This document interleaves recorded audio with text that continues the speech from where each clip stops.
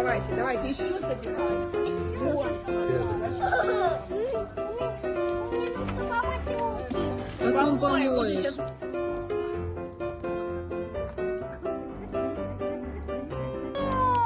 Смотри, Сейчас какой. тут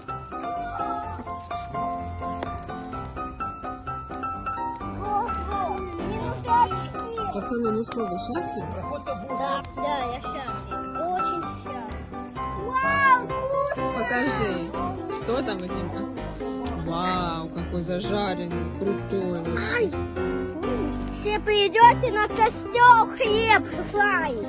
А палочка, покажи костер. О, мы жарим на нем Что вы жарите? хлеб жарим. Легко костер распалить?